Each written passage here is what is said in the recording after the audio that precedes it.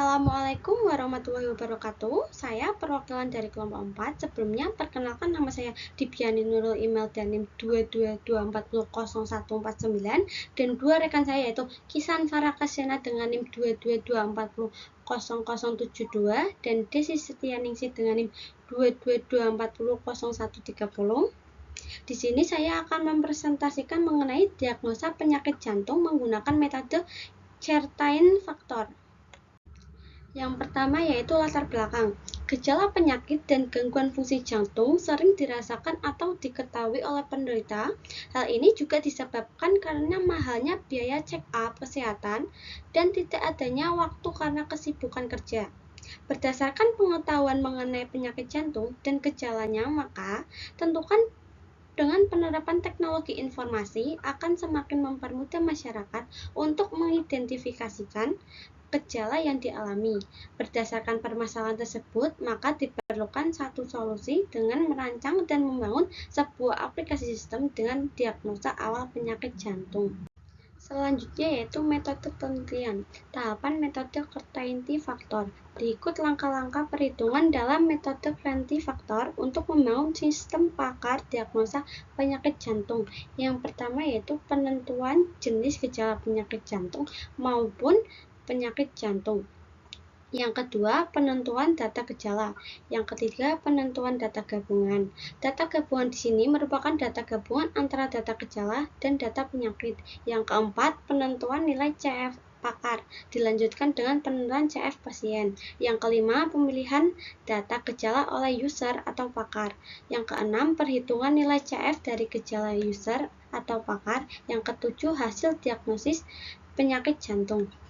Yang ketiga yaitu pembahasan analis Certain Factor, hasil pengumpulan data penyakit, gejala, dan rule test. Pada tabel gejala penyakit berikut, kita menggunakan kode dari G1 sampai G23. Seperti contoh, G1 untuk gejala rasa nyeri bagian dada, dan G2 untuk jantung berdetak tidak berirama, G3 sesak nafas, dan seterusnya. Dan pada tabel jenis penyakit jantung kita juga menggunakan kode seperti gagal jantung dengan kode P1, aritmia jantung dengan kode P2, jantung bawaan P3, dan jantung koroner P4.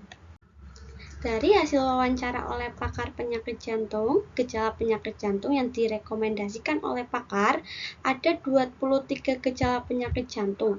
Dan pada wawancara terdapat nilai CF oleh pakar di mana nilai CF yang nantinya akan dihitung dengan hasil gejala yang lain. Berikut ini adalah contoh hasil gejala jantung pada tabel 3 seperti yang di slide berikut. Pada tabel nilai keyakinan, data nilai CF didapat dari pengurangan antara nilai MB dan nilai MD.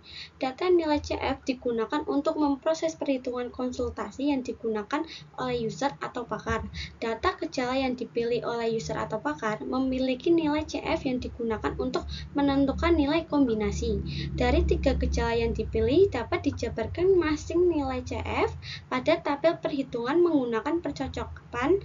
Pada tahap ini, nilai keyakinan dapat dilihat pada tabel berikut.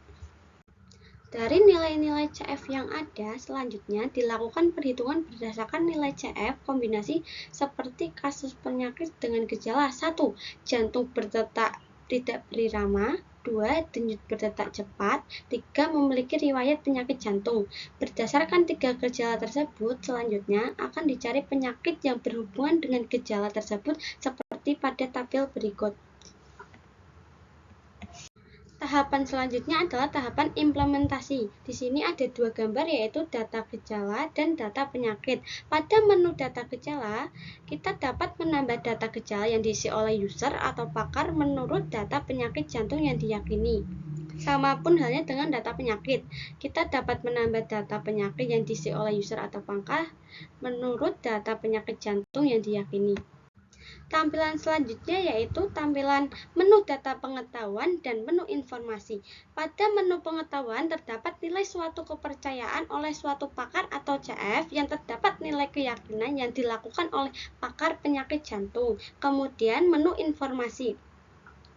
Menu informasi dapat menambahkan tentang info penyakit berupa pengertian maupun cara pencegahannya. Implementasi tampilan melakukan diagnosa merupakan rancangan tampilan digunakan untuk melakukan simulasi diagnosa berdasarkan data gejala dan respon pasien. Berikut adalah tampilan diagnosa. Yang satu adalah menu home.